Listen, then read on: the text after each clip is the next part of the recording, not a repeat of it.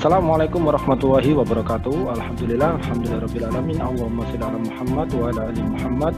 Pemirsa Khilafah News dimanapun Anda berada, salam jumpa kembali bersama dengan saya Aziz Rahman di program Kabar Petang edisi Rabu 22 Juni 2022. Insya Allah beberapa menit ke depan kami akan menemani Anda mencermati dan menelaah berita paling menarik dan paling populer hari ini bersama narasumber yang kompeten di bidangnya dan tentunya dari sudut pandang Islam. Baiklah pemirsa, inilah Kabar Petang selengkapnya.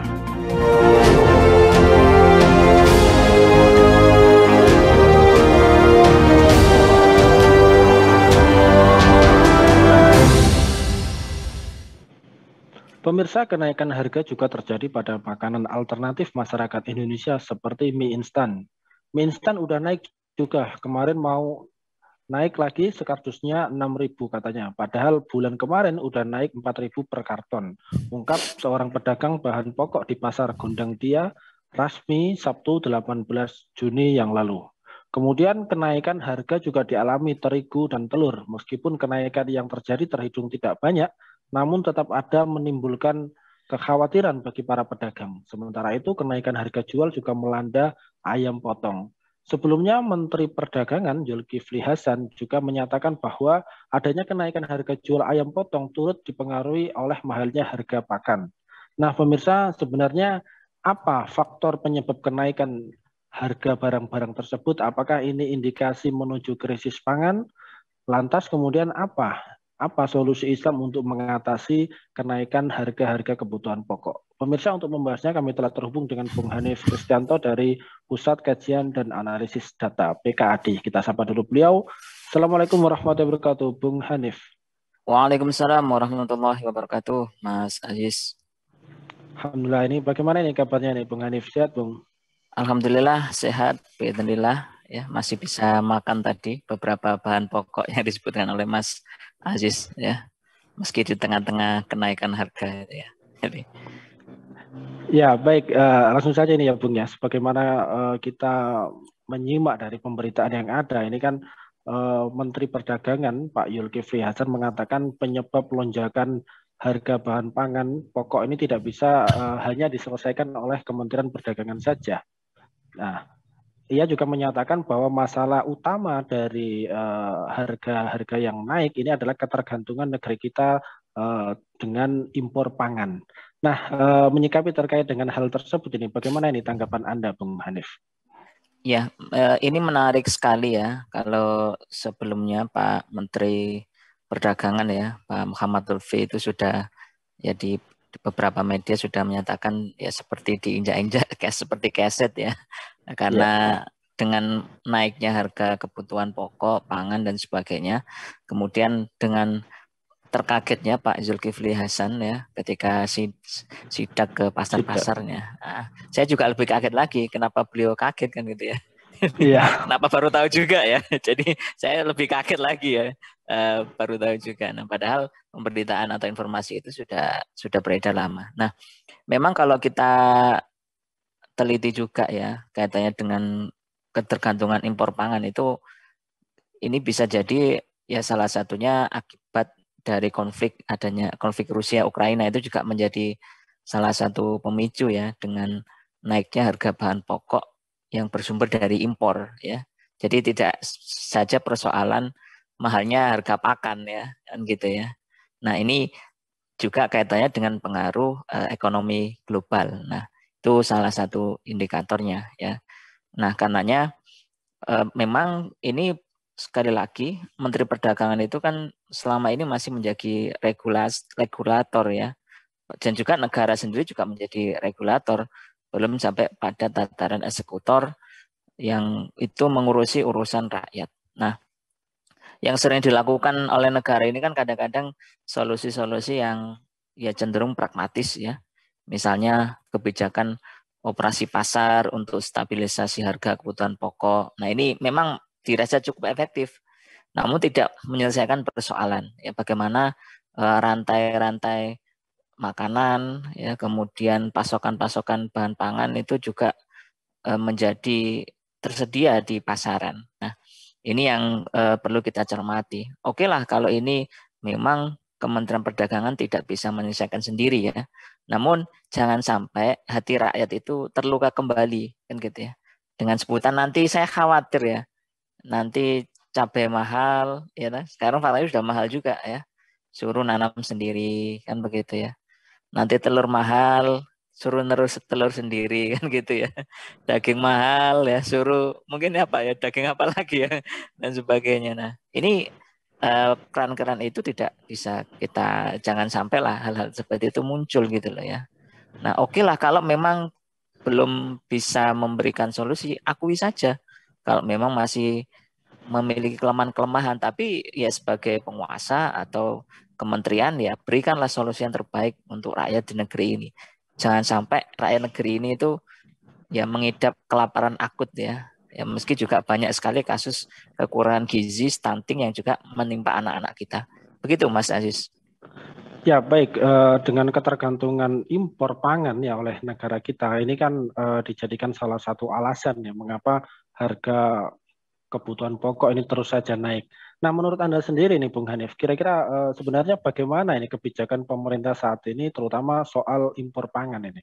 Apakah dengan kebijakan-kebijakan yang dilakukan ini sudah bisa meringankan beban biaya hidup rakyat atau justru sebaliknya ini? Ya, kalau sekarang ini kan seringnya dulu kita amati ya, dulu ada impor gula, impor beras ya, bahkan sampai juga impor itu ternyata juga mengandung unsur korupsi kan begitu ya. Dari harga per kilo ya, misalnya itu ada beberapa anggota atau kementerian yang dapat ya itu kan kali juta-juta ton. Nah, yang harus pemirsa dan kita ketahui bersama bahwa Indonesia itu merupakan bagian dari anggota World Trade Organization atau Organisasi Perdagangan Dunia ya WTO.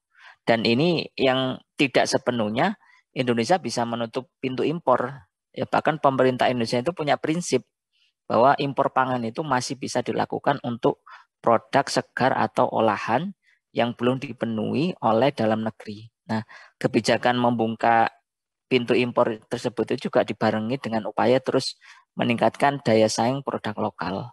Nah, sebagai contoh kalau kita amati juga di Indonesia juga masih melakukan impor beras untuk jenis khusus ya, yang diperuntukkan bagi hotel, restoran dan kafe ya.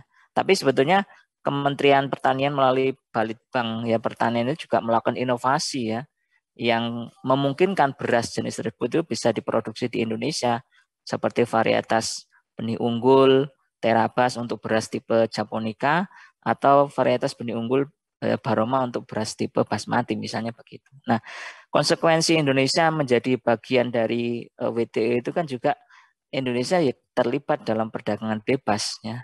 Meski di satu sisi Indonesia itu nggak bisa menutup pintu impor, tapi Indonesia bisa memanfaatkan kebijakan WTO. Nah, itu alasan-alasan yang dibangun ya untuk membuka peluang-peluang pasar Indonesia internasional bagi produk pangan Indonesia sehingga neraca perdagangan bisa surplus. Nah, ini fakta yang ada ya sehingga keran impor itu juga ya mau gimana di stop juga tidak bisa kan gitu ya.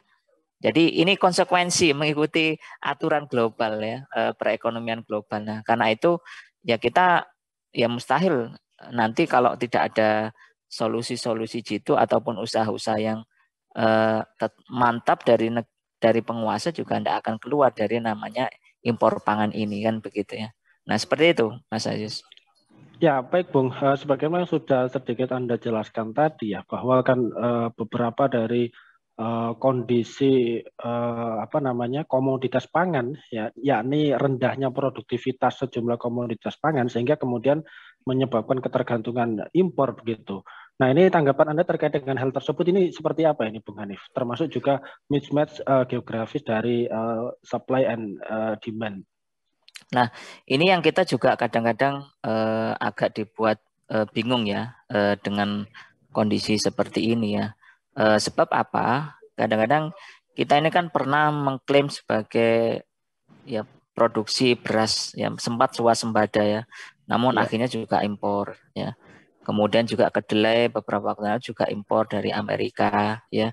Ya dan juga di beberapa produk-produk yang lain. Kalau saya amati ini dari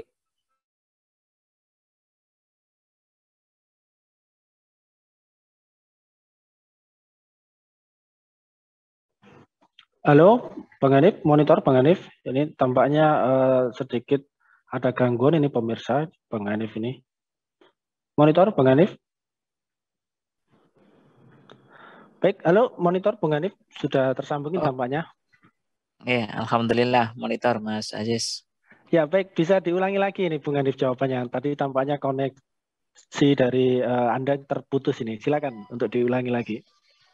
Ya, ini tadi berkaitan dengan beberapa ini ya bahan pokok yang diimpor oleh Indonesia berdasarkan laporan dari BPS bulan Februari tahun 2002 kemarin ya, bahwa serbuan impor itu meliputi adanya beras, daging ayam, telur unggas ya, ada juga jenis lembu, daging jenis lembu, cabai, susu, ya, gula, bawang putih, kedelai, dan ini pun diimpor dari beberapa negara semisal Amerika, Kanada, Australia, Malaysia, Singapura dan sebagainya. Sehingga yang kita harapkan negeri ini tidak lagi adanya mismatch geografis ya, yang ini menyebabkan supply and demand ini bertabrakan ya.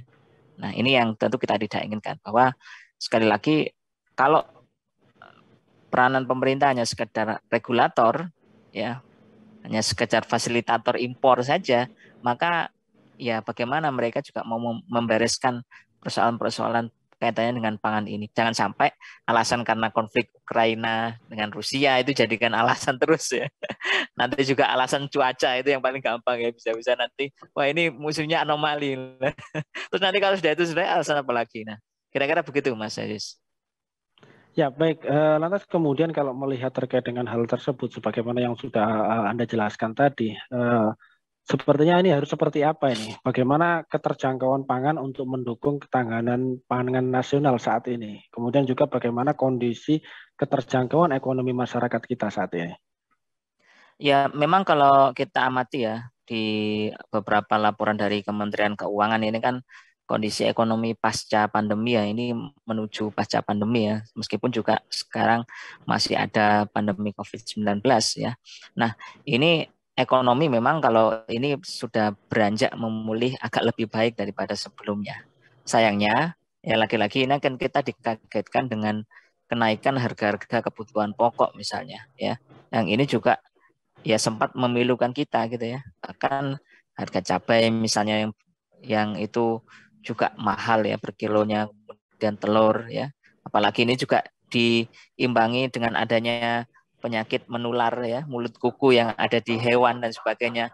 Yang ini Ya, juga nanti menjadi problem-problem baru. Nah, karenanya untuk mendukung ketahanan pangan nasional ini paling tidak ya pemerintah itu membuat sebuah regulasi atau kebijakan yang memang itu berpihak kepada rakyat. Jangan sampai ketika nanti musim panen misalnya pemerintah malah impor beras, katakan begitu. Ya kan?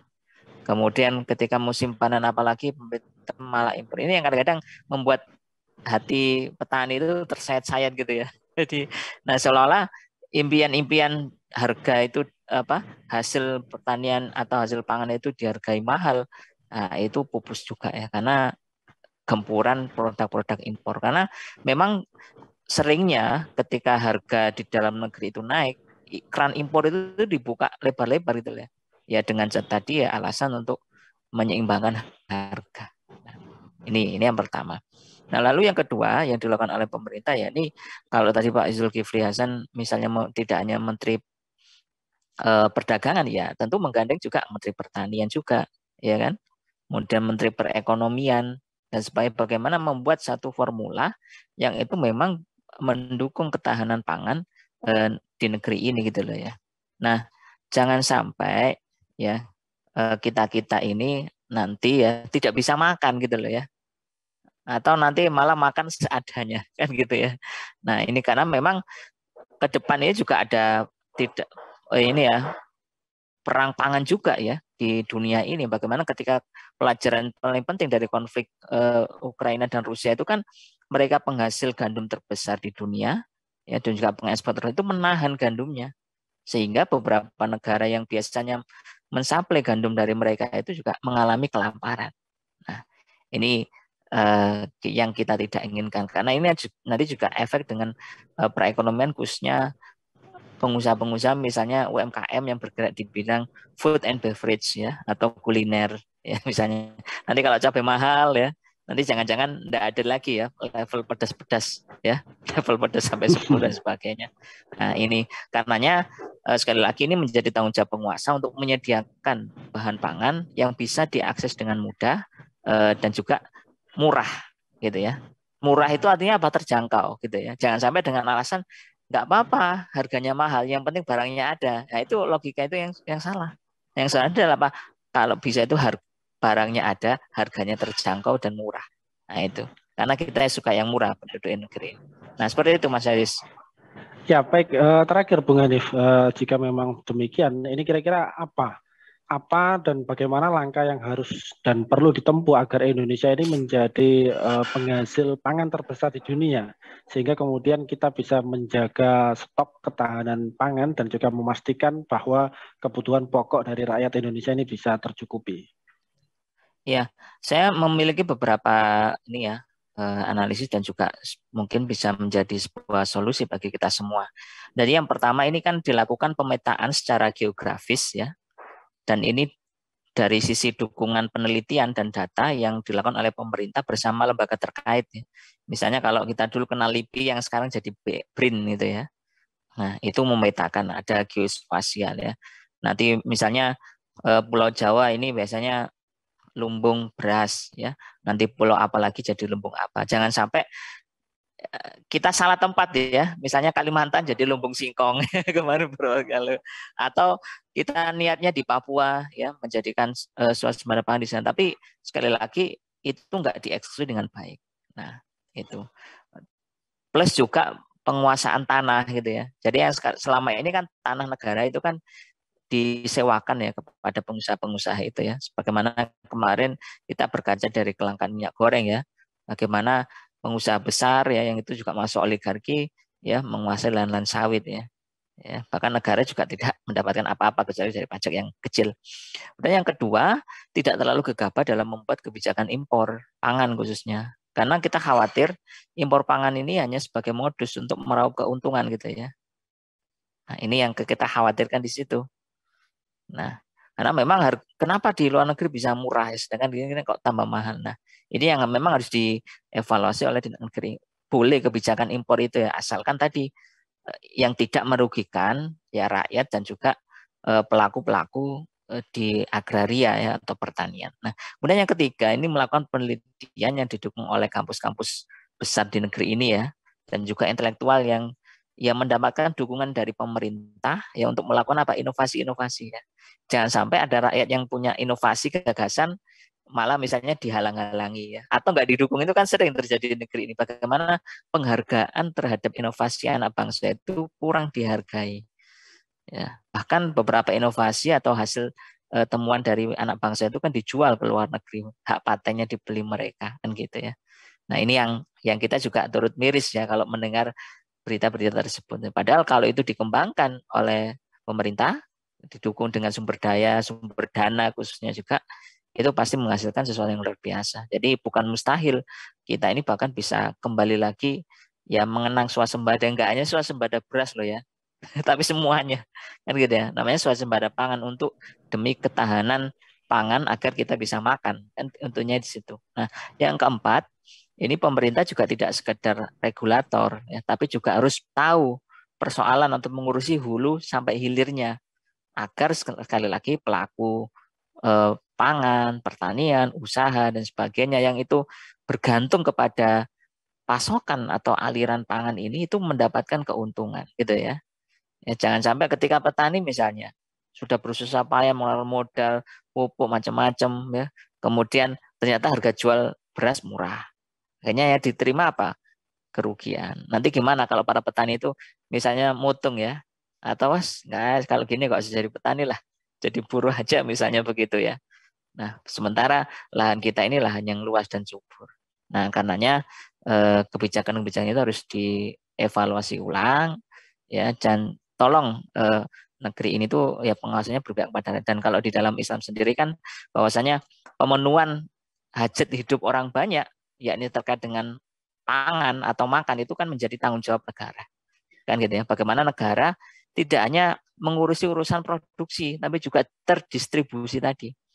Bisa jadi karena ini masalah distribusinya aja, ya, yang tidak sampai kepada rakyat. Entah rakyat karena nggak bisa membeli, atau karena ini hanya diperuntukkan untuk daerah tertentu misalnya. Nah, ini menjadi tanggung jawab pemerintah, ya. Ya, sekali lagi kita harapkan ke depan ya tidak ada lagi tangis atau air mata dari rakyat negeri ini, karena ini kita kebanjiran produk-produk impor dan juga petani ataupun pelaku usaha mengalami kerugian yang besar. Seperti itu, Mas Ayus. Ya, baik Mas Wawa, ini penjelasan yang luar biasa ini. Terima kasih Bung Hanif ini atas penjelasan dan pencerahannya, dan juga terima kasih atas kehadirannya di Kabar Petang pada edisi kali ini. Insya Allah nanti kita ketemu lagi di lain waktu dan juga di lain kesempatan. Assalamualaikum warahmatullahi wabarakatuh, Bung Hanif Kristianto. Waalaikumsalam warahmatullahi wabarakatuh. Baik pemirsa, demikianlah Kabar Petang pada edisi kali ini. Semoga Anda mendapatkan banyak manfaat dari acara kami. Jangan lupa saksikan kami besok di jam dan channel yang sama. Dan jangan lupa juga like, comment, share, subscribe, serta klik tekan tombol loncengnya agar tidak ketinggalan update terbaru dari Khilafah News. Karena hanya di sinilah Anda akan mendapatkan informasi aktual terpopuler dan dari sudut pandang Islam. Akhirnya saya Aziz Rahman serta seluruh kru yang bertugas undur diri. Wassalamualaikum warahmatullahi wabarakatuh.